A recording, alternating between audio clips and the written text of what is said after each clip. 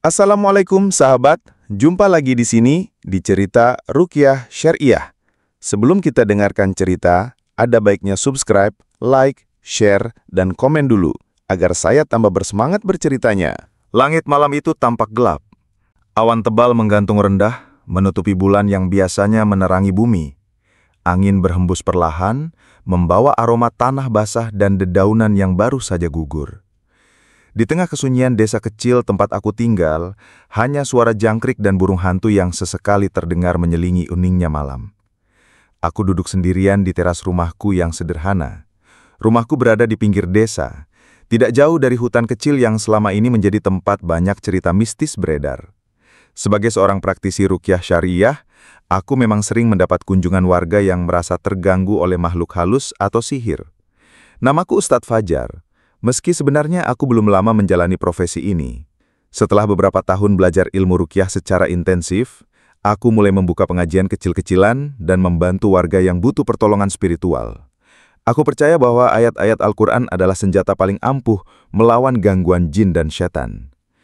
Namun malam itu, ada rasa gelisah yang tak bisa kujelaskan. Hatiku terasa tidak tenang, seperti ada sesuatu yang ingin memberiku tanda. Aku mencoba fokus membaca dzikir, tapi pikiranku tetap melayang-layang. Tepat ketika azan Isya berkumandang, angin tiba-tiba berubah arah. Hembusannya lebih kuat, membuat daun-daun bergoyang keras. Tapi yang lebih mengejutkan adalah suara tangisan yang tiba-tiba terdengar dari arah hutan belakang desa. Sebuah suara tangisan perempuan. Suaranya pelan namun menyayat hati. Terdengar putus asa, penuh ketakutan, dan memohon pertolongan. Aku langsung bangkit dari kursi kayuku dan mencari sumber suara tersebut. Aku ambil lampu senter dan Al-Quran dari meja dekat pintu, lalu mulai berjalan menuju hutan kecil itu. Dengan langkah pelan namun mantap, aku menyusuri jalan setapak yang biasa dilalui penduduk desa. Jarak antara rumahku dan hutan itu sekitar 300 meter. Semakin dekat, suara tangisan itu semakin jelas. Aku juga mulai mendengar suara ranting patah dan gerakan samar di balik semak-semak. Aku tidak takut, karena aku yakin bahwa Allah Maha melindungi hambanya yang taat. Aku terus membaca surat Al-Falaq dan An-Nas dalam hati sebagai benteng perlindungan diri. Setelah menyusuri semak belukar, akhirnya aku menemukan sosok seorang gadis muda sedang terjongkok di atas tanah. Tubuhnya lemas, rambutnya acak-acakan, dan matanya memerah. Ia menangis sambil memeluk kedua lututnya erat-erat. Melihat kehadiranku, ia sempat terkejut dan mundur sedikit. Tapi saat melihat ekspresiku yang tenang dan tidak membahayakan, ia mulai sedikit tenang. "Tenang, saya bukan orang jahat. Saya hanya ingin membantu," ujarku pelan. Gadis itu menatapku dengan tatapan kosong sejenak, lalu akhirnya berkata, Mereka akan membunuhku." Aku terdiam sejenak. Kata-katanya begitu menyeramkan, tapi aku mencoba tetap tenang. "Siapa mereka?" tanyaku. Ia menggeleng pelan. "Aku tidak tahu. Mereka bilang, aku harus dikorbankan agar ritual mereka berhasil." Aku terkesiap. Ritual? Tumbal? Pertanyaan-pertanyaan mulai bermunculan di benakku. Apakah ini hanya hayalan seorang gadis yang ketakutan, atau memang benar-benar ada kelompok dukun hitam yang melakukan ritual sesat di sekitar desa? Aku pun mulai menenangkannya. Aku berikan air minum dan menyuruhnya duduk di bawah pohon besar yang teduh. Ia masih gemetar, tapi perlahan-lahan napasnya mulai normal. Setelah cukup tenang, aku bertanya lagi, "Apa yang sebenarnya terjadi padamu?" Gadis itu menghapus air matanya dengan punggung tangan. Matanya menatapku penuh ketakutan. Lalu ia mulai bercerita. Namanya Sinta. Ia berasal dari sebuah desa kecil di wilayah sebelah timur. Beberapa hari yang lalu, ia diajak oleh seorang lelaki tua yang mengaku bisa menyembuhkan penyakit ibunya. Ia diminta datang ke lokasi ritual untuk menjadi bagian dari proses penyembuhan tersebut. Dia bilang, "Kalau aku ikut dalam ritual, maka ibuku bisa sembuh." Dia janji itu hanya ritual biasa, ucap Sinta dengan suara serak. Namun ternyata saat sampai di lokasi, Sinta sadar bahwa dirinya dibohongi. Ia dikelilingi oleh beberapa orang berpakaian hitam, yang kemudian mengatakan bahwa ia akan dijadikan tumbal dalam ritual malam itu. Mereka bilang, "Darahku akan memberi mereka kekuatan gaib." Aku panik dan kabur. Aku lari secepat kilat sampai akhirnya sampai di sini.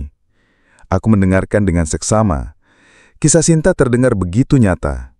Ia tidak tampak seperti orang yang berbohong atau sedang bermimpi buruk. Ini benar-benar nyata.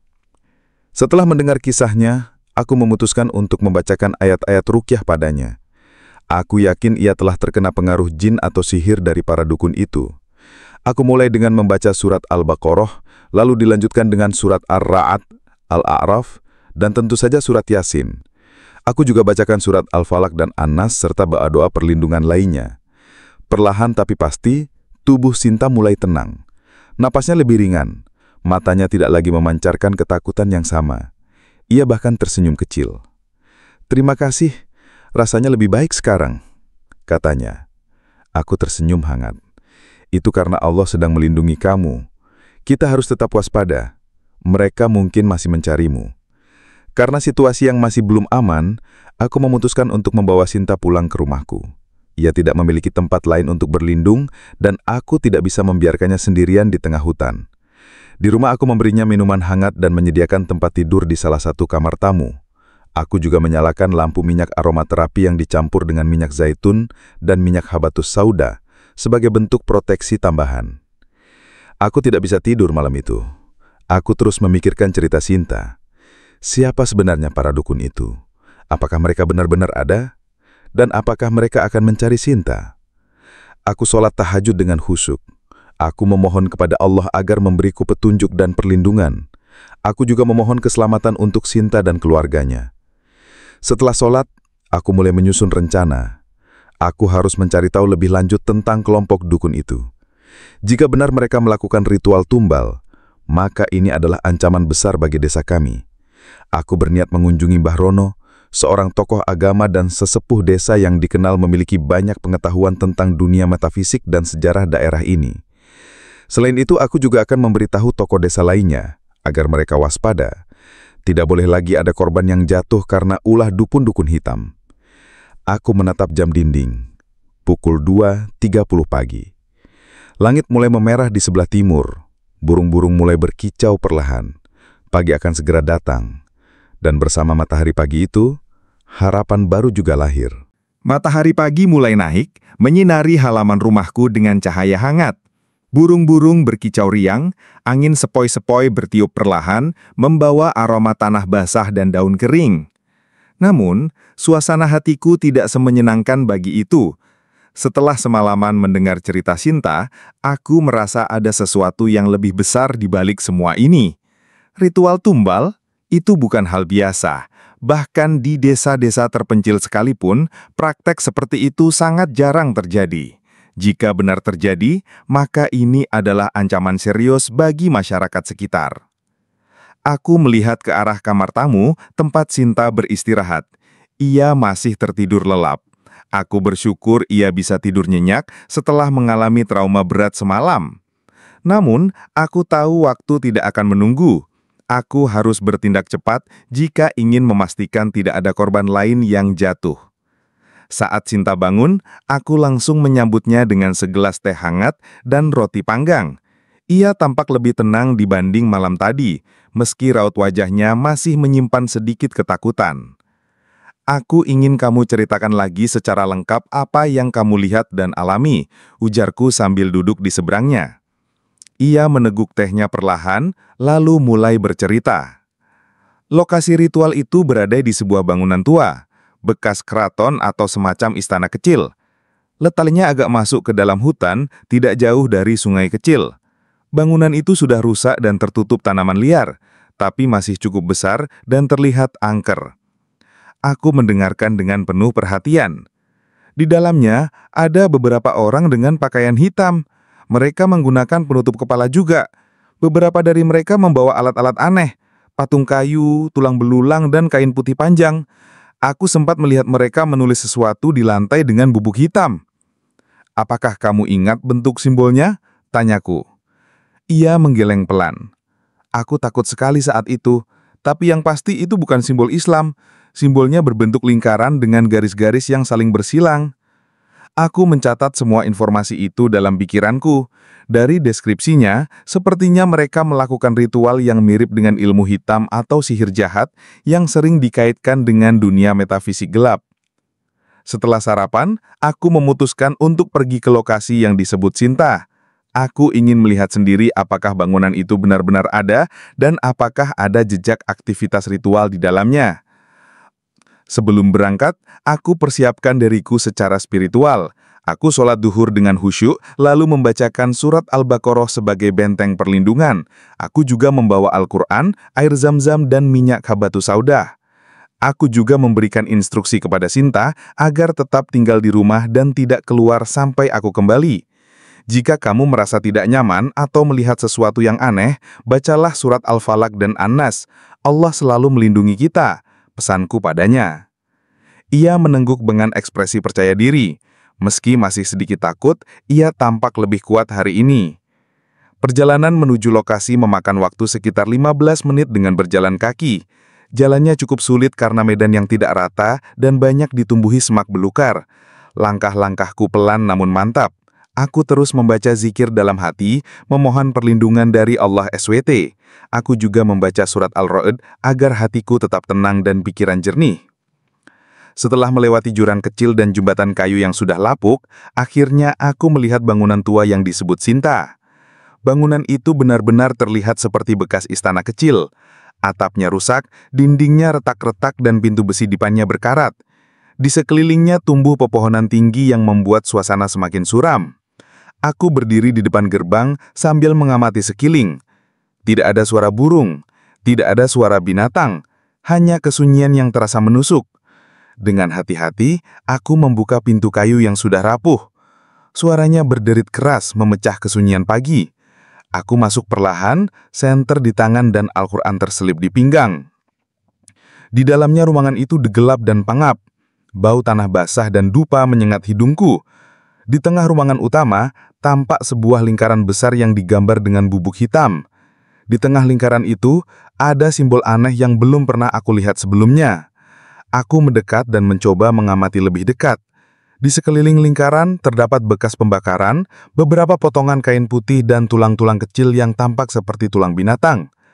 Aku pun mengambil foto-foto dengan ponselku sebagai bukti, lalu mencatat deskripsi simbol tersebut. Tiba-tiba, aku mendengar suara langkah kaki dari arah belakang. Cepat-cepat aku bersembunyi di balik pintu kayu besar dan mulai membaca surat Al-A'raf. Langkah itu semakin dekat, aku bisa mendengarnya dengan jelas.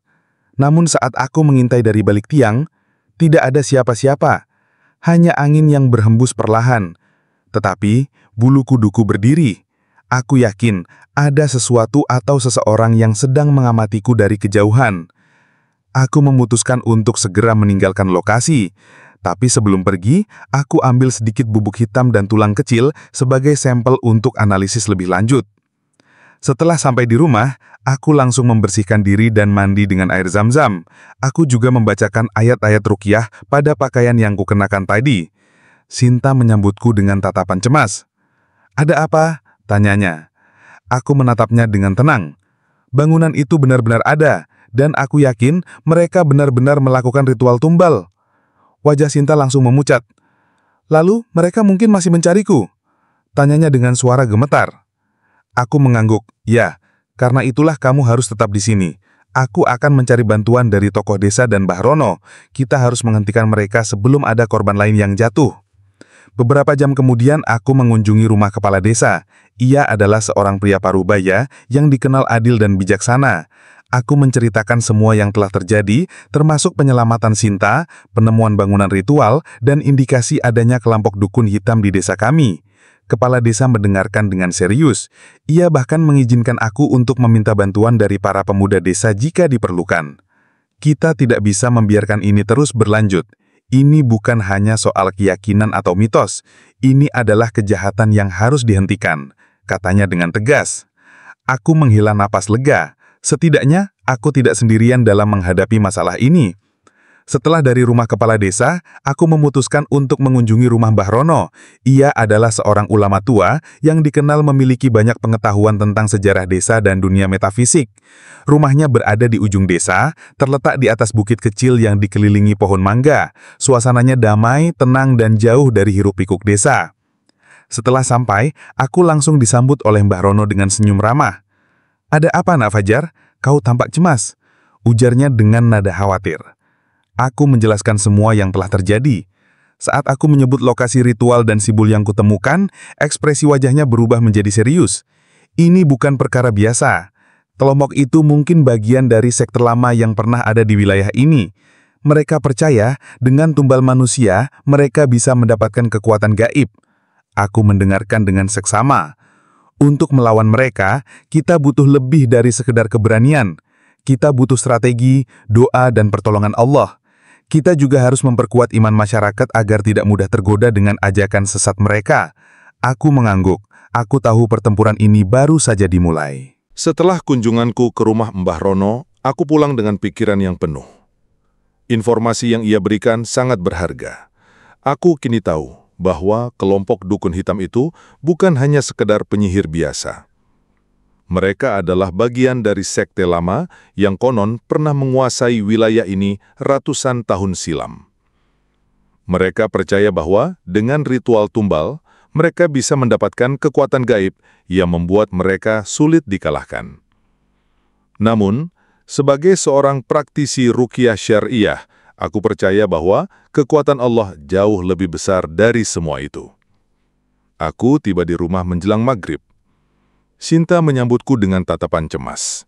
Ia duduk di teras sambil memainkan jari-jarinya. Wajahnya tampak lelah, tapi ia tetap mencoba tersenyum ketika melihatku. "Ada kabar baik atau buruk?" tanyanya pelan. Aku menepuk bahunya dengan lembut. "Kabar baik. Kita punya informasi lebih tentang mereka. Dan kita tidak sendirian. Mbah Rono dan tokoh desa juga siap membantu." Ia menghela napas lega, tapi wajahnya masih belum sepenuhnya tenang. Aku tahu, saat ini yang paling penting bukan hanya persiapan fisik atau strategi, tapi juga perlindungan spiritual yang kuat. Untuk itu, aku memutuskan malam ini akan menjadi malam doa dan persiapan ruqyah yang serius. Saat azan Isya berkumandang, aku dan Sinta sholat berjamaah di dalam rumah. Setelah itu, aku mulai mempersiapkan diri untuk sholat tahajud. Aku ambil air zam-zam dan minyak habatus sauda, lalu usapkan sedikit di wajahku sebagai bentuk takarub atau pendekatan diri kepada Allah. Aku juga bacakan surat Al-Falaq dan An-Nas agar hatiku dilindungi dari gangguan jin dan syaitan. Sholat tahajud dimulai. Aku berdiri di sajadah, tunduk dalam sujud yang panjang. Aku menangis dalam doaku. Ya Allah, Engkau Maha Kuasa atas segalanya. Lindungi kami dari bahaya yang tidak terlihat. Hancurkan rencana jahat para dukun itu. Berikan kami kekuatan untuk menghadapi mereka. Jangan biarkan mereka menyentuh jiwa-jiwa yang tak berdosa. Amin. Aku tidak hanya mendoakan diriku dan Sinta, tapi juga seluruh penduduk desa. Aku tahu, jika para dukun itu terus bebas, maka korban lain pasti akan muncul. Setelah tahajud, aku duduk bersama Sinta di ruang tamu. Aku letakkan Al-Quran di meja kayu kecil di depan kami. Aku akan membacakan beberapa ayat ruqyah untukmu, ujarku dengan suara lembut. Ini akan membantumu merasa lebih tenang dan aman. Aku mulai dengan surat Al-Baqarah, ayat pertama hingga ayat 252. Ini adalah surat yang sering digunakan dalam ruqyah karena memiliki kekuatan besar untuk melindungi dari gangguan jin dan sihir. Aku bacakan dengan tartil, jelas, dan penuh keyakinan. Di tengah pembacaan, Sinta menutup matanya dan menangis pelan. Aku yakin ada sesuatu dalam dirinya yang mulai terlepas. Bisa jadi pengaruh negatif dari ritual yang sempat ingin menimpanya. Setelah selesai, aku lanjutkan dengan surat Ar-Ra'd dan Al-A'raf. Aku juga bacakan surat Yasin secara lengkap, karena surat Yasin adalah surat yang penuh rahmat dan bisa memberikan ketenangan serta perlindungan bagi siapa saja yang membacanya dengan niat ikhlas. Sebagai bagian dari proses ruqyah, aku mengambil segelas air zam-zam dan 1 botol minyak habatus sauda. Aku bacakan Al-Quran di atas kedua benda itu, memohon agar Allah memberkahi keduanya sebagai alat penyembuhan dan perlindungan. Aku berikan segelas air Zam-Zam kepada Sinta dan memintanya untuk meminumnya dengan niat sembuh dari pengaruh negatif. Minumlah dengan zikir, Bismillah.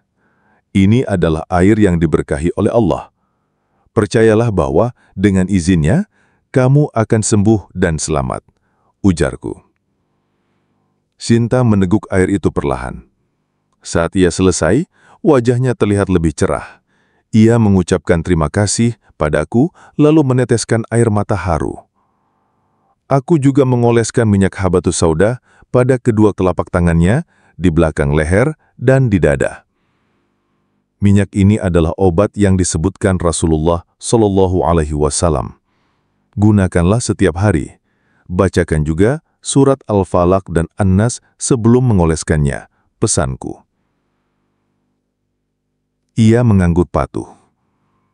Saat malam semakin larut, suasana di dalam rumah terasa begitu damai.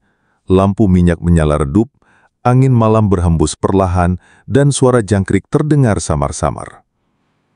Namun, tepat saat aku akan tidur, sesuatu terjadi. Aku mendengar suara seperti ranting patah di luar rumah. Aku bangkit dari tempat tidur dan mengambil Al-Quran. Aku mulai membaca surat Al-Kahfi dan surat Al-Mu'awwidzatain atau surat Al-Falaq dan An-Nas. Tiba-tiba, lampu minyak berkedip-kedip. Lalu sebuah suara berbisik pelan di telingaku, "Pergilah, dia milik kami." Aku langsung membaca surat Al-Baqarah dengan keras. Suara itu menghilang. Angin berhenti. Kesunyian kembali. Aku tahu ini adalah salah satu bentuk gangguan dari makhluk halus yang ingin mengganggu kami. Tapi dengan izin Allah, mereka tidak bisa menyentuh kami selama kami tetap berpegang teguh pada ayat-ayatnya. Keesokan harinya, aku memutuskan untuk menghubungi dua orang teman yang juga ahli ruqyah syar'iyah. Mereka tinggal di desa sebelah dan sering membantu masyarakat dalam masalah gangguan jin dan sihir. Setelah menjelaskan situasi yang terjadi, mereka bersedia datang ke rumahku sore hari nanti. Aku senang karena semakin banyak orang yang siap membantu, semakin besar kemungkinan kami bisa melindungi Sinta dan menghentikan para dukun itu. Sementara itu, aku juga mengatur rencana untuk melakukan ruqyah intensif bersama Sinta. Kami akan melakukan sesi ruqyah harian selama 7 hari berturut-turut, agar tubuh dan jiwanya benar-benar bersih dari pengaruh negatif.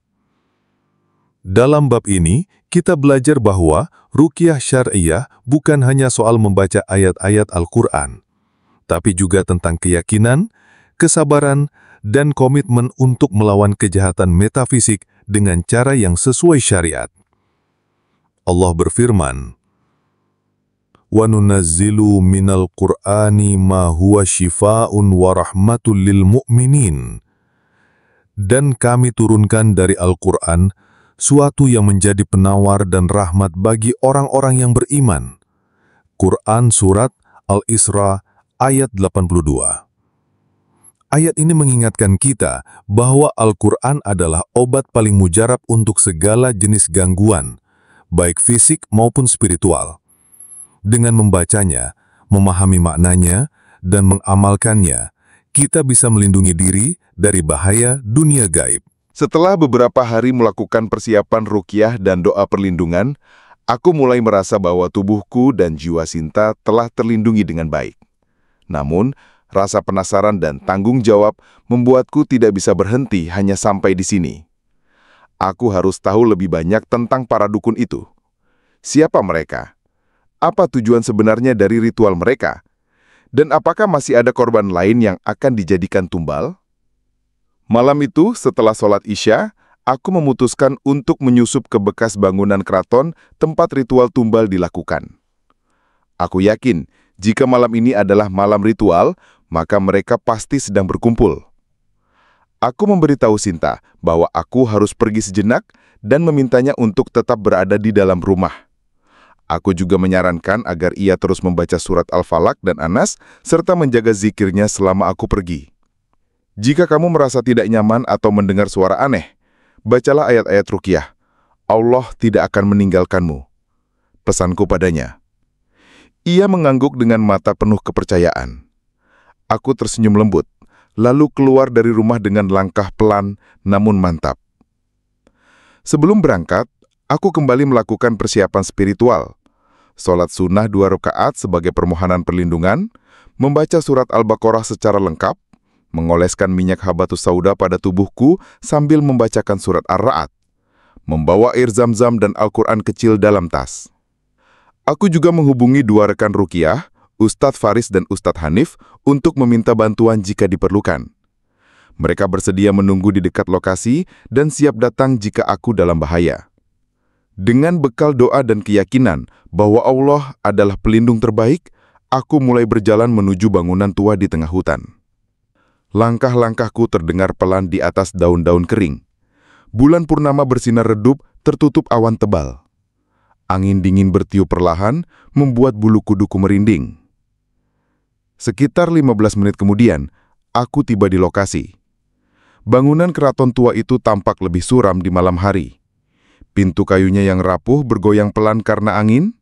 Di sekelilingnya pepohonan tinggi menghalangi cahaya bulan, membuat suasana semakin gelap.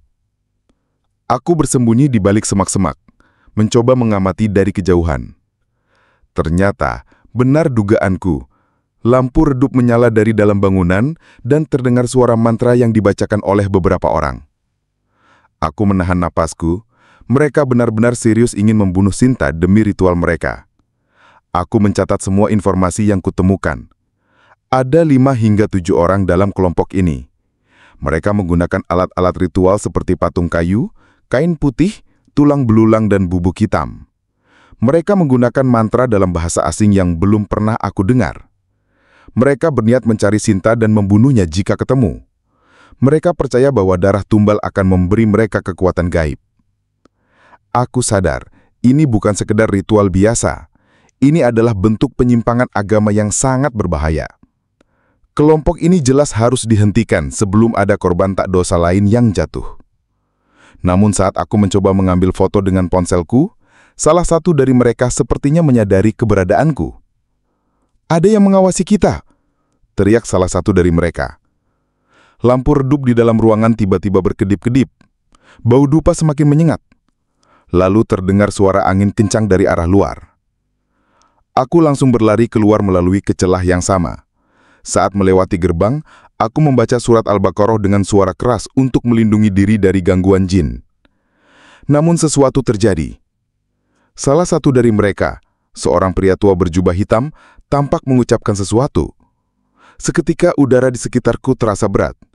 Langkah-langkahku mulai lambat. Tubuhku terasa berat seperti ditahan oleh sesuatu. Aku tahu ini adalah serangan gaib. Tanpa ragu, aku membaca surat Ar-Ra'd dan Al-A'raf dengan cepat. Aku juga membacakan ayat kursi secara berulang-ulang.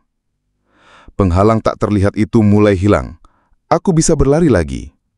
Dengan napas tersengal-sengal, aku akhirnya sampai di titik temu dengan Ustadz Faris dan Ustadz Hanif. "Ada apa? Kamu terlihat ketakutan?" tanya Ustadz Faris. Aku menarik napas dalam. Mereka benar-benar ada, dan mereka mencari Sinta. Peristiwa yang terjadi malam itu mengajariku bahwa dunia metafisik tidak boleh diremehkan.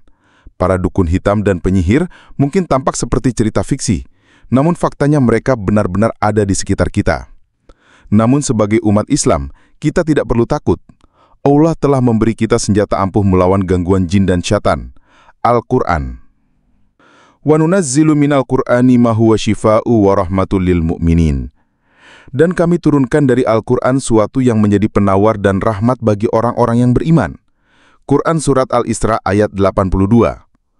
Ayat ini mengingatkan kita bahwa ruqyah syariah adalah cara yang paling efektif melawan pengaruh negatif dunia gaib. Selama kita tetap berpegang pada Al-Quran dan Sunnah, maka kita tidak akan tersesat. Malam itu adalah malam yang sangat melelahkan.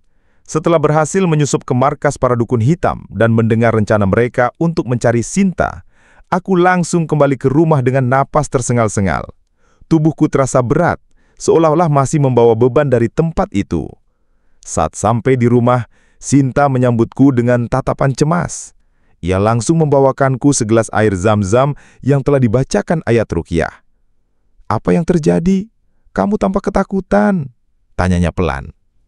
Aku meneguk air itu perlahan, lalu mulai menceritakan semua yang aku lihat dan dengar di dalam bangunan keraton tua. Mendengar bahwa para dukun itu masih mencarinya, wajah Sinta langsung memucat. "Mereka benar-benar akan membunuhku?" tanyanya dengan suara gemetar. Aku mengangguk. "Ya, tapi jangan takut. Allah tidak akan meninggalkan kita. Aku akan terus melindungimu dengan ruqyah dan doa." Namun baru saja aku selesai berbicara, sesuatu yang aneh mulai terjadi. Pertama kali, lampu ruang tamu mulai berkedip-kedip, padahal tidak ada angin kencang atau gangguan listrik di desa. Lalu suara aneh terdengar dari luar rumah, seperti langkah kaki di atas daun kering. Sinta memeluk dirinya sendiri. "Aku takut, ada yang mengawasi kita." Aku mengambil Al-Quran dan mulai membacakan surat Al-Baqarah secara perlahan. Saat suara ayat-ayat itu terdengar, suara langkah kaki itu menghilang. Tapi rasa tidak nyaman tetap terasa. Saat malam semakin larut, aku dan Sinta mencoba tidur. Namun tidak lama setelah mata tertutup, aku terbangun karena mendengar bisikan pelan di telingaku. "Kembalikan dia, dia milik kami." Aku langsung membaca surat Al-Falaq dan An-Nas dengan suara keras.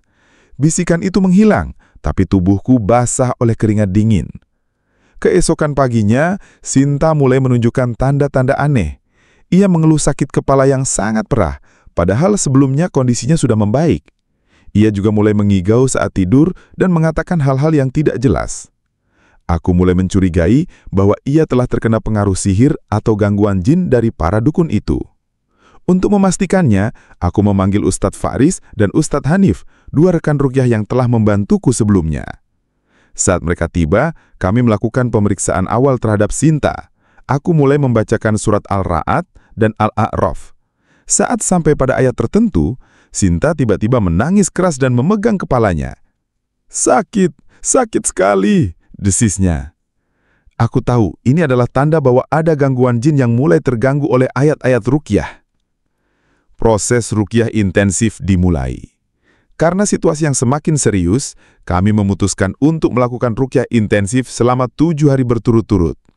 Kami berkomitmen untuk tidak berhenti sampai Sinta benar-benar sembuh dan aman dari pengaruh negatif. Setiap hari, kami membacakan surat Yasin secara lengkap, surat Al-Baqarah, surat Al-Ra'ad, dan surat Al-A'raf.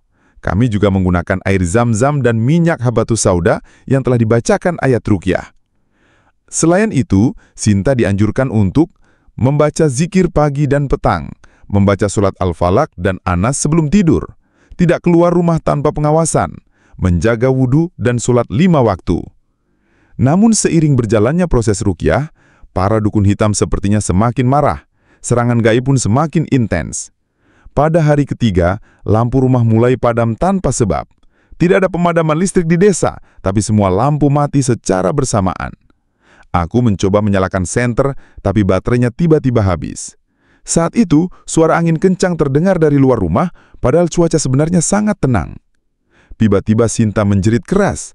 Matanya memerah, tubuhnya bergetar dan ia mulai berbicara dalam bahasa yang tidak kami mengerti. "Kalian tidak bisa menyelamatkannya, dia milik kami." Aku langsung membaca surat Al-Baqarah dengan suara keras dan tegas. Ustadz Faris dan Ustadz Hanif membantu dengan membaca surat Yasin dan ayat kursi. Perlahan tapi pasti, Sinta mulai tenang. Matanya kembali normal dan ia menangis dalam pelukanku. Mereka mencoba mengambilku lagi, katanya dengan suara serak. Aku mengusap kepalanya dengan lembut. "Jangan takut, Allah bersama kita. Mereka tidak akan bisa menyentuhmu selama kita tetap berpegang pada Al-Quran." Bab ini mengajarkan kita bahwa serangan gaib dari dunia jin dan sihir bukanlah hal yang bisa dianggap sepele. Banyak orang yang mengalami gangguan jin tanpa menyadarinya. Mereka merasa sakit, depresi atau gelisah tanpa medis yang jelas. Namun sebagai umat Islam, kita memiliki senjata ampuh melawan semua itu. Ruqyah syar'iyah. Wa nunazzilu minal Qur'ani ma huwa sifa'u wa rahmatul lil mu'minin. Dan kami turunkan dari Al-Quran suatu yang menjadi penawar dan rahmat bagi orang-orang yang beriman. Quran Surat Al-Isra ayat 82. Ayat ini mengingatkan kita bahwa Al-Quran adalah obat paling mujarab untuk segala jenis gangguan, baik fisik maupun spiritual. Dengan membacanya, memahami maknanya, dan mengamalkannya, kita bisa melindungi diri dari bahaya dunia gaib. Jika kamu atau orang dekatmu merasa mengalami gangguan jin atau sihir, jangan ragu untuk mencari bantuan praktisi ruqyah syariah yang paham ilmu dan sesuai syariat. Setelah malam penuh gangguan gaib yang hampir menguras tenaga dan iman, pagi tiba dengan udara yang terasa lebih tenang. Burung-burung berkicau riang, hembusan angin membawa aroma tanah basah, dan sinar matahari mulai menembus tirai jendela. Namun, ketenangan pagi itu tidak menyentuh hatiku. Aku tahu, malam tadi adalah awal dari perang tak terlihat melawan kekuatan gelap yang ingin mengambil nyawa Sinta. Aku juga menyadari bahwa aku tidak bisa menghadapi ini sendirian. Aku harus mencari bantuan spiritual dari seseorang yang lebih berpengalaman, yang mengerti sejarah desa, dan mungkin tahu lebih banyak tentang kelompok dukun hitam itu. Orang yang paling tepat untuk dihubungi adalah Mbah Rono, sesepuh desa yang dikenal bijaksana dan memiliki banyak pengetahuan tentang dunia metafisik serta sejarah daerah ini. Setelah memastikan Sinta dalam keadaan stabil dan tetap berada di rumah, aku berangkat menuju rumah Mbah Rono yang berada di ujung desa, tidak jauh dari masjid tua. Rumahnya sederhana, terbuat dari kayu dan beratap genteng. Di halaman depan, banyak tanaman obat dan bunga yang tertata rapi. Suasana di sekitarnya terasa damai, jauh dari hiruk-pikuk desa. Saat aku sampai, Mbah Rono sedang duduk di kursi rotan sambil membaca Al-Quran. Ia mengenakan baju putih, peci hitam, dan sorban putih yang melingkar di kepalanya. Usianya mungkin sudah lebih dari 70 tahun, tapi matanya masih tajam dan suaranya tetap tenang. "Assalamualaikum, Mbah," sapaku sambil membungkuk hormat. "Waalaikumsalam, Nak Fajar. Ada apa kau datang pagi-pagi begini?" tanyanya sambil tersenyum ramah. Aku duduk di seberangnya, lalu mulai menceritakan semua yang telah terjadi. Penyelamatan Sinta, ritual tumbal, penyusupan ke markas dukun hitam, serangan gaib, dan ancaman yang terus mengintai. Mbah Rono mendengarkan dengan serius, tanpa menyela. Sesekali ia mengangguk atau mengusap jenggotnya perlahan. Setelah selesai menceritakan semuanya, Mbah Rono menghela nafas panjang. "Aku tidak terkejut mendengar semua ini," ujarnya. Akhirnya, dahulu, desa kita adalah tempat kerajaan kecil yang runtuh karena kesombongan manusia dan penyimpangan agama. Di tempat yang kau sebut sebagai bekas keraton itu, dulu terjadi banyak pembunuhan ritual. Para pemimpin kerajaan itu percaya bahwa dengan korban jiwa, mereka bisa mendapatkan kekuatan gaib. Mereka mengorbankan tahanan, bahkan rakyat biasa, demi kekuasaan dan kekayaan. Tapi akhirnya, kerajaan itu hancur, banyak yang meninggal, dan desa ini pun menjadi sepi selama bertahun-tahun. Mbah Rono menatapku dengan mata yang penuh makna. Tapi, ternyata, ajaran sesat itu tidak benar-benar hilang. Beberapa orang masih percaya kepadanya, dan membentuk sekte kecil yang terus menjalankan ritual-ritual gelap. Mereka menyebutnya persekutuan bayangan. Aku terdiam. Nama itu terdengar sangat menyeramkan. Mbah Rono melanjutkan ceritanya. Mereka percaya bahwa dengan darah tumbal, mereka bisa membangkitkan kekuatan dari dunia lain. Mereka menggunakan mantra-mantra kuno, simbol-simbol aneh, dan alat-alat ritual untuk mengundang makhluk halus yang tidak taat kepada Allah. Mereka juga percaya bahwa dengan kekuatan itu, mereka bisa mengendalikan pikiran orang lain, mengalahkan musuh, atau bahkan mendapatkan kekayaan secara instan. Aku menggeleng pelan. Jadi, mereka mencoba menghidupkan kembali kejahatan yang sudah lama dikubur? Mbah Rono mengangguk. Iya, dan mereka tidak akan berhenti sampai semua korban yang mereka rencanakan berhasil mereka ambil. Aku menarik nafas panjang. Lalu, bagaimana cara menghentikan mereka? Mbah Rono tersenyum lembut. Pertama, kalian harus memperkuat iman. Mereka mencoba mengganggu kalian dengan kekuatan gaib. Tapi kita punya sesuatu yang jauh lebih besar, kekuatan Al-Quran dan doa. Ia menatapku dengan mata yang penuh makna. Kedua, kalian harus tetap sabar dan tidak takut. Mereka suka memanfaatkan rasa takut untuk melemahkan lawan. Jadi, jika kalian takut, mereka akan semakin kuat. Ketiga, lakukan ruqyah secara konsisten. Bacakan ayat-ayat ruqyah setiap hari, gunakan air zam-zam dan minyak habatus sauda, dan pastikan Sinta selalu dalam perlindungan. Atu mengangguk. Saya dan 2 teman sudah melakukan ruqyah intensif selama beberapa hari. Tapi serangan gaib semakin kuat. Mbah Rono tersenyum lagi. Itu pertanda bahwa kalian sudah di jalur yang benar. Semakin dekat kalian dengan kebenaran, semakin kuat serangan dari pihak gelap. Setelah berbicara panjang lebar, Mbah Rono memberiku saran tambahan. Jangan hanya fokus pada Sinta. Ajak masyarakat desa untuk lebih peduli dengan ajaran agama. Banyak dari mereka yang masih percaya dengan hal-hal mistis, padahal itu bisa membahayakan. Kita harus kembalikan mereka pada tauhid. Kita harus ajarkan bahwa hanya Allah yang punya kekuatan sejati. Aku menyetujui saran itu. Aku memang sudah merencanakan untuk mengadakan pengajian rutin di masjid desa, membahas tentang bahaya ilmu hitam, pentingnya ruqyah syariah, dan cara melindungi diri dari gangguan jin dan sihir. Terima kasih, Mbah. Saya akan ikuti semua saran Anda. Ujarku sambil mencium tangan beliau. Ia tersenyum hangat. Semoga Allah melindungi kalian semua. Jangan lupa, pertolongannya selalu datang pada waktu yang terbaik. Bab ini mengajarkan kita bahwa ilmu dan pengalaman para sesepuh sangat penting dalam menghadapi dunia gaib. Mereka bukan hanya tahu sejarah, tapi juga mengerti cara melawan kejahatan yang tidak terlihat. Bagi umat Islam, kita harus percaya bahwa Allah adalah pelindung terbaik. Apapun yang terjadi, selama kita tetap berpegang pada Al-Quran dan Sunnah, maka kita tidak akan tersesat. Wa nunazzilu minal Qur'ani ma huwa syifa'u wa rahmatul lil mu'minin. Dan kami turunkan dari Al-Quran suatu yang menjadi penawar dan rahmat bagi orang-orang yang beriman. Quran Surat Al-Isra ayat 82. Ayat ini mengingatkan kita bahwa ruqyah syariah adalah cara yang paling efektif melawan pengaruh negatif dunia gaib. Selama kita tetap berpegang pada Al-Quran dan Sunnah, maka kita tidak akan tersesat. Setelah mendapat nasihat dari Mbah Rono, aku kembali ke rumah dengan semangat baru. Aku yakin, dengan izin Allah, kami bisa mengatasi semua ini. Namun, ujian terberat belum selesai.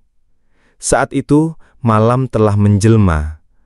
Langit gelap, tidak ada bulan, hanya bintang-bintang kecil yang berkedip-redup. Angin bertiup perlahan, membawa aroma tanah basah dan dedaunan yang mulai membusuk. Sinta sedang duduk di ruang tamu, membaca surat Al-Falaq dan Anas sambil memegang Al-Quran kecil di pangkuannya. Ia terlihat tenang, tapi matanya tetap waspada. Aku duduk di sebelahnya dan mulai membacakan surat Yasin sebagai bagian dari rutinitas ruqyah harian. Tapi belum selesai 1 juz, suasana di dalam rumah mulai berubah. Lampu di ruang tamu mulai berkedip-kedip.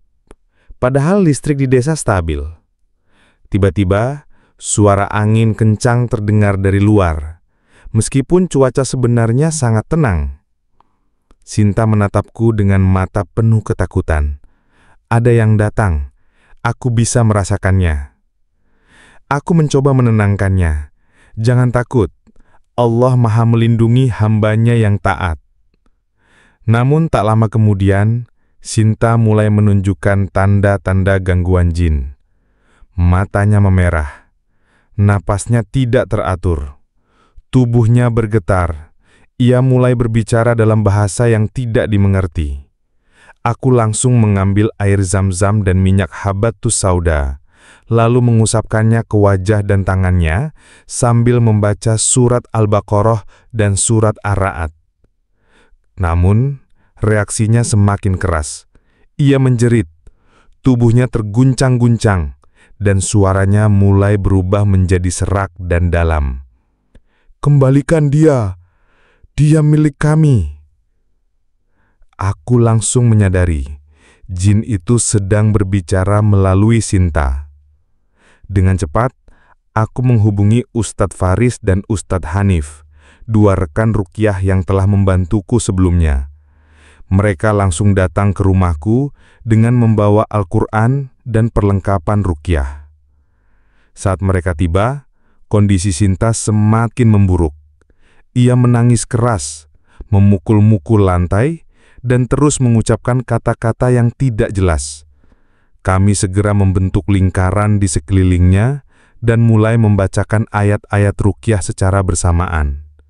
Surat Al-Baqarah, Surat Ar-Ra'd, Surat Al-A'raf, Surat Yasin, dan Surat Al-Mu'awwizat, Al-Falaq, dan An-Nas. Saat ayat-ayat itu terdengar, Sinta mulai menjerit lebih keras. Tubuhnya bergerak-gerak, seolah-olah ada sesuatu yang coba keluar dari dalam dirinya. Kami terus membacakan ayat-ayat ruqyah selama hampir 1 jam. Di tengah proses, kami menyiramkan air zam-zam ke wajah dan dada Sinta, serta mengusapkan minyak habatus sauda ke bagian tubuhnya yang terasa panas. Pada titik tertentu, Sinta berteriak keras dan menangis sejadi-jadinya. Lalu, tiba-tiba, tubuhnya menjadi tenang. Napasnya kembali normal, matanya kembali jernih. Ia menatap kami dengan tatapan bingung. Apa yang terjadi? Aku seperti baru saja bangun dari mimpi buruk. Aku tersenyum lembut. Kamu baru saja melewati ujian berat, tapi Allah telah menyelamatkanmu. Namun kami tidak langsung berhenti. Kami tetap melanjutkan proses ruqyah hingga subuh untuk memastikan tidak ada gangguan jin yang tersisa. Setelah proses ruqyah selesai, Ustadz Faris memberikan penjelasan penting tentang sifat jin dan cara menghadapi gangguan mereka. Jin itu makhluk ciptaan Allah yang hidup di dunia gaib. Mereka bisa jahat, bisa baik. Tapi jin yang jahat seringkali terlibat dalam sihir, dukun, dan ritual sesat. Ia menatapku dan Sinta dengan serius. Jin itu bisa masuk ke tubuh manusia melalui beberapa cara. Dengan izin Allah, karena manusia terlalu dekat dengan tempat-tempat angker, karena membaca mantra-mantra sesat, dan karena terkena sihir dari dukun. Dan cara terbaik mengusir mereka adalah dengan ayat-ayat ruqyah, zikir, dan doa-doa perlindungan. Aku mengangguk. Jadi, selama kita tetap berpegang pada Al-Quran, kita aman. Ustadz Hanif tersenyum. Ya, karena Allah berfirman, وَنُنَّزِّلُ مِنَ الْقُرْآنِ مَا هُوَ شِفَاءُ وَرَحْمَةُ لِلْمُؤْمِنِينَ. Dan kami turunkan dari Al-Quran suatu yang menjadi penawar dan rahmat bagi orang-orang yang beriman. Itu adalah bukti bahwa ruqyah syariah adalah cara paling ampuh melawan gangguan jin dan sihir. Kisah ini mengajarkan kita bahwa gangguan jin bukanlah hal yang bisa dianggap sepele. Banyak orang yang mengalami gangguan mental, fisik, atau emosional tanpa menyadari bahwa itu adalah akibat dari gangguan jin atau sihir. Namun, sebagai umat Islam, kita memiliki senjata ampuh melawan semua itu. Ruqyah syariah. Jika kamu atau orang terdekatmu merasa mengalami gangguan jin atau sihir, jangan ragu untuk mencari bantuan praktisi ruqyah syariah yang paham ilmu dan sesuai syariat.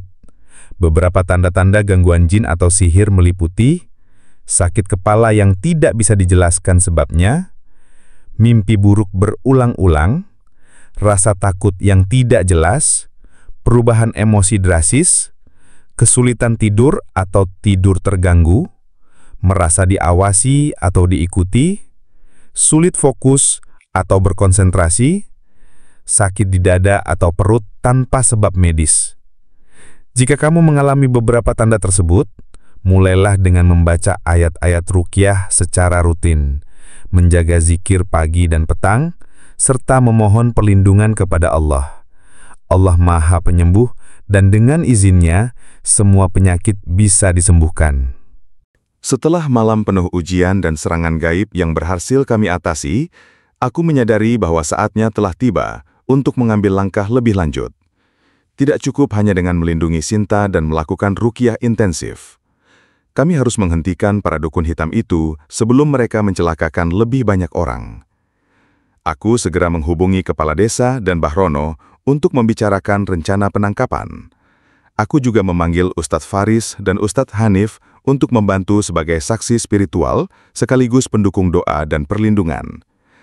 Kami sepakat untuk tidak melibatkan aparat desa secara langsung terlebih dahulu, karena tidak ingin menimbulkan kepanikan atau kesalahpahaman. Namun, kami tetap melibatkan tokoh masyarakat yang bisa dipercaya untuk membantu dalam penyelidikan. Kami berkumpul di rumah Mbah Rono pada pagi hari setelah sholat subuh. Di ruang tamu sederhana yang penuh aroma minyak wangi dan zikir, kami mulai menyusun strategi. Kita tidak bisa langsung menyerbu mereka, kata Mbah Rono dengan suara tenang. Mereka bukan manusia biasa. Mereka menggunakan kekuatan gaib dan mungkin memiliki pengikut yang tidak kita ketahui. Aku mengangguk. Benar, tapi kita juga tidak bisa menunggu mereka menyerang lagi. Sinta masih dalam bahaya. Kepala desa memberi masukan. Kita harus menangkap mereka di saat mereka melakukan ritual. Itu adalah waktu di mana mereka paling rentan. Tapi kita juga harus memastikan tidak ada korban tak berdosa yang terluka. Kami sepakat untuk menunggu hingga malam berikutnya, ketika ritual tumbal biasanya dilakukan. Aku dan 2 rekan ruqyah akan menyusup ke lokasi untuk mengamati, sementara tim lain bersiap di luar sebagai cadangan. Malam itu angin bertiup kencang. Langit gelap, tidak ada bulan. Aku, Ustadz Faris dan Ustadz Hanif berjalan pelan menuju bekas bangunan keraton. Kami membawa Al-Quran, air zam-zam, dan minyak habatus sauda sebagai bentuk perlindungan diri. Saat sampai di lokasi, kami melihat lampu redup menyala dari dalam. Suara mantra dan nyanyian aneh terdengar dari dalam ruangan utama. Kami bersembunyi di balik semak-semak, mencoba mengamati dari kejauhan. Dari celah dinding yang rusak, kami melihat sekitar 7 orang berpakaian hitam berkumpul di tengah ruangan. Di tengah lingkaran, terdapat simbol aneh yang digambarkan dengan bubuk hitam. Di tengah simbol itu, terdapat kain putih dan beberapa tulang belulang kecil. Mereka sedang mempersiapkan ritual. Bisik Ustadz Faris. Aku menghela nafas. Kita harus cepat. Kita tidak bisa membiarkan ini terjadi. Kami segera kembali ke titik kumpul dan memberi sinyal kepada tim cadangan. Tokoh desa, pemuda desa, dan kepala desa segera bergerak menuju lokasi. Kami membagi tim menjadi 2 kelompok. Kelompok dalam yang akan masuk ke dalam bangunan dan menangkap pelaku, kelompok luar yang akan menjaga area sekitar agar tidak ada yang kabur atau membahayakan warga. Sebelum memulai, kami semua membacakan surat Al-Baqarah dan surat Al-Ra'd sebagai bentuk perlindungan diri. Aku juga membacakan surat Yasin untuk memberikan ketenangan dan kekuatan spiritual. Dengan izin Allah, kami mulai memasuki bangunan. Saat kami masuk, para dukun hitam langsung panik. Mereka mencoba melarikan diri, tapi tim kami sudah siap.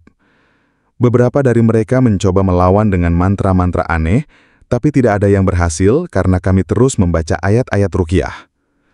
Kami berhasil menangkap 5 orang pelaku utama. Mereka tampak ketakutan dan tidak bisa melawan.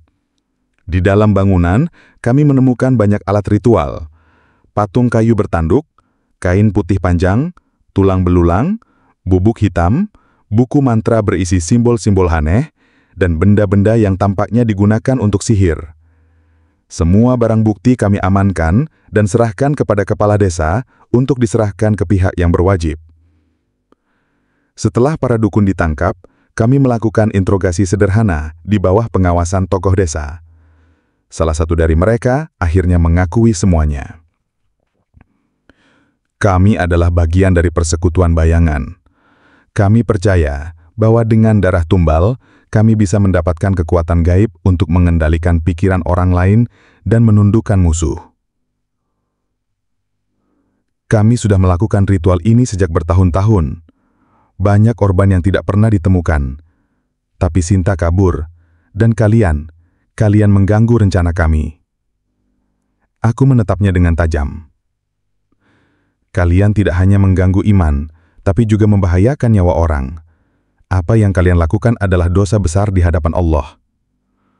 Ia menunduk. Kami menyesal. Penangkapan para dukun ini menjadi awal dari perubahan besar di desa kami. Banyak warga yang mulai menyadari bahaya ilmu hitam dan ritual sesat. Mereka mulai kembali pada ajaran agama, mengikuti pengajian, dan belajar tentang ruqyah syariah. Sebagai umat Islam, kita harus ingat bahwa Allah adalah pelindung terbaik.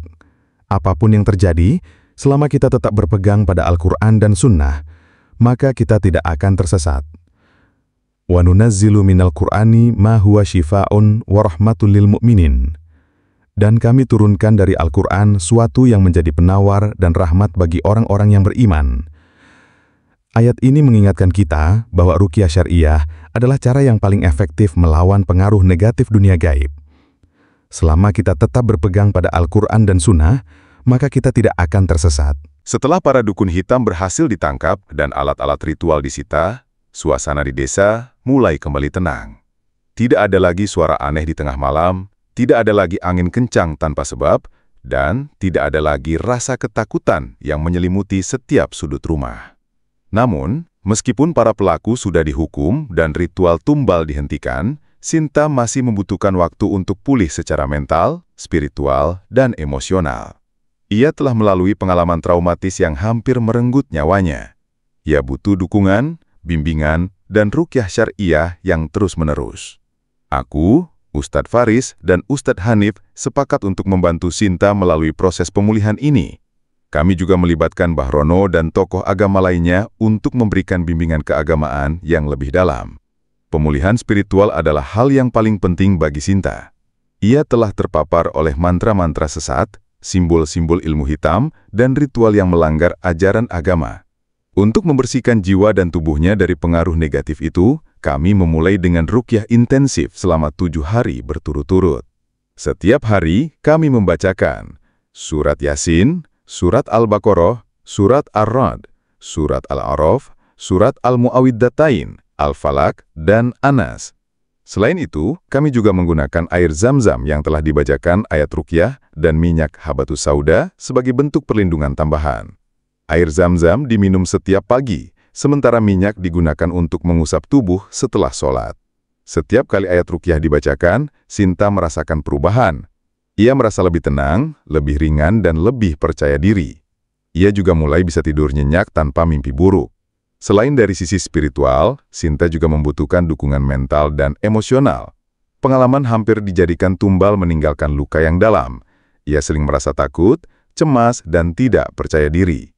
Untuk itu, aku dan tim ruqyah sepakat untuk membentuk kelompok dukungan kecil yang terdiri dari aku sebagai praktisi ruqyah, Ustazah Laila, seorang psikolog agama, Mbah Rono sebagai penasihat spiritual, beberapa tokoh desa yang peduli dengan kondisi Sinta. Kami melakukan konseling rutin setiap minggu untuk membantu Sinta mengatasi trauma, mengembalikan rasa percaya diri, dan membangun kembali kehidupan barunya. Aku juga menyarankan agar ia mengikuti kajian-kajian agama yang diadakan di masjid desa. Dengan memperdalam ilmu agama, ia bisa lebih kuat menghadapi masa depan. Salah satu hal yang paling penting dalam proses pemulihan Sinta adalah kembalinya ia pada tauhid dan ajaran agama yang benar. Ia mengakui bahwa sebelum kejadian itu, ia pernah tertarik dengan hal-hal mistis dan kebatinan. Saya pikir, dengan mendekati dunia itu, saya bisa mendapatkan jawaban atas semua masalah hidup saya. Tapi ternyata, itu hanya membuat saya semakin tersesat. Ujarnya suatu hari saat kami berbicara. Aku tersenyum lembut. Sekarang, kamu sudah kembali ke jalan yang benar. Allah Maha Pengampun. Selama kamu terus berusaha, Allah akan membantumu. Sejak saat itu, Sinta mulai rajin mengikuti pengajian, membaca Al-Quran, dan belajar tentang ruqyah syariah. Ia juga mulai aktif membantu kegiatan masjid dan menjadi sukarelawan dalam program ruqyah desa. Dalam waktu beberapa bulan, Sinta berubah menjadi sosok yang lebih kuat, lebih percaya diri, dan lebih penuh semangat. Ia tidak hanya pulih dari bahaya tumbal, tapi juga menjadi cahaya bagi banyak orang. Beberapa warga desa mulai mengikuti langkahnya. Mereka datang ke masjid untuk belajar tentang ruqyah, bahaya ilmu hitam, dan pentingnya kembali pada ajaran agama yang benar. Sinta bahkan mulai memberikan ceramah singkat di pengajian ibu-ibu dan remaja putri. Ia menceritakan pengalamannya secara jujur tanpa menutupi kesalahan masa lalunya.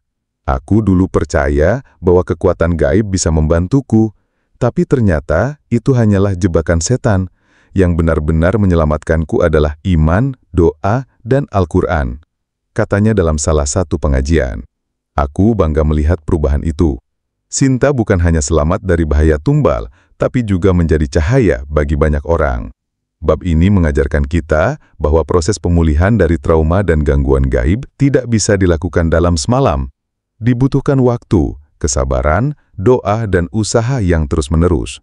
Namun, selama kita tetap berpegang pada Al-Quran dan Sunnah, serta mau belajar dan berubah, maka Allah akan memberikan pertolongannya. Wa nunazzilu minal Qur'ani ma huwa shifa'un wa rahmatun lil mu'minin. Dan kami turunkan dari Al-Quran suatu yang menjadi penawar dan rahmat bagi orang-orang yang beriman. Ayat ini mengingatkan kita bahwa ruqyah syariah adalah cara paling efektif melawan pengaruh negatif dunia gaib. Selama kita tetap berpegang pada Al-Quran dan Sunnah, maka kita tidak akan tersesat. Jika kamu atau orang terdekatmu merasa mengalami gangguan jin atau sihir, jangan ragu untuk mencari bantuan praktisi ruqyah syariah yang paham ilmu dan sesuai syariat. Beberapa tanda-tanda gangguan jin atau sihir meliputi sakit kepala yang tidak bisa dijelaskan sebabnya, mimpi buruk berulang, rasa takut yang tidak jelas, perubahan emosi drastis, kesulitan tidur atau tidur terganggu, merasa diawasi atau diikuti, sulit fokus atau berkonsentrasi, sakit di dada atau perut tanpa sebab medis. Jika kamu mengalami beberapa tanda tersebut, mulailah dengan membaca ayat-ayat ruqyah secara rutin, menjaga dzikir pagi dan petang, serta memohon perlindungan kepada Allah. Allah Maha Penyembuh, dan dengan izinnya, semua penyakit bisa disembuhkan. Beberapa bulan telah berlalu sejak penangkapan para dukun hitam dan pemulihan Sinta. Desa kami kembali damai.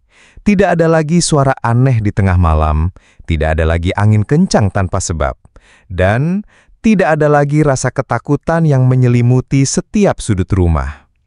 Aku, Ustadz Fajar, duduk sendirian di teras rumahku pada pagi yang cerah. Burung-burung berkicau riang, angin sepoi-sepoi bertiup perlahan, dan sinar matahari menerangi halaman rumahku yang sederhana. Namun, di tengah ketenangan itu, aku merasa ada sesuatu yang berubah dalam diriku. Aku bukan hanya seorang praktisi ruqyah syariah biasa. Aku telah melalui ujian berat, dan dengan izin Allah, aku berhasil melewatinya. Aku menatap langit pagi itu, lalu berbisik dalam hati, "Ya Allah, jadikanlah semua ini sebagai jalan untuk mendekatkan kami padamu. Jadikanlah kami hamba-Mu yang bermanfaat bagi sesama. Amin." Setelah semua kejadian itu, aku menyadari bahwa hidup ini bukan hanya soal menangkal gangguan jin atau menghentikan ritual sesat. Lebih dari itu, hidup ini adalah ujian. Dan ujian terbesar adalah bagaimana kita tetap bisa berdiri tegak di atas jalan yang lurus, meski badai terus menerpa. Aku mulai kembali fokus pada tujuan utama hidupku, mengabdi kepada Allah dan membantu sesama dengan ilmu ruqyah syariah.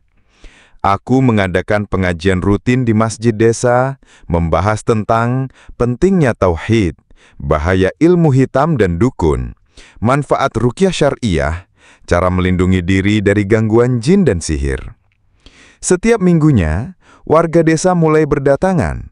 Mereka ingin belajar, ingin memahami, dan ingin kembali pada ajaran agama yang benar. Aku senang melihat perubahan itu. Sinta juga telah berubah menjadi sosok yang lebih kuat dan lebih percaya diri. Ia bukan hanya pulih dari trauma, tapi juga menjadi inspirasi bagi banyak orang.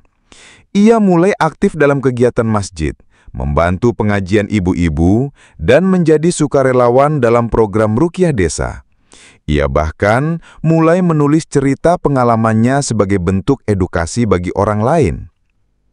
Dulu, aku percaya bahwa kekuatan gaib bisa menyelamatkanku, tapi ternyata itu hanya membuatku semakin tersesat, katanya dalam salah satu pengajian. Yang benar-benar menyelamatkanku adalah iman, doa, dan Al-Quran. Aku tidak akan pernah melupakan itu. Aku tersenyum mendengarnya. Sinta bukan hanya selamat dari bahaya tumbal, tapi juga menjadi cahaya bagi banyak orang. Aku menyadari bahwa ilmu ruqyah syariah harus terus dikembangkan.